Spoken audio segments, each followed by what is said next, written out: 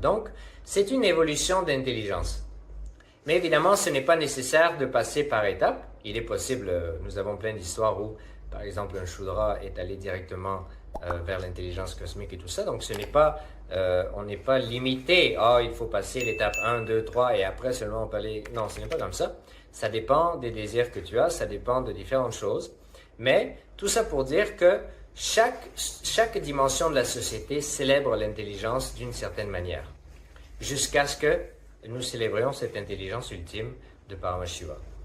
Et donc, c'est pour ça que c'est une structure qui est très holistique, c'est une structure qui est très organique, et c'est la seule structure qui marche sur la planète Terre.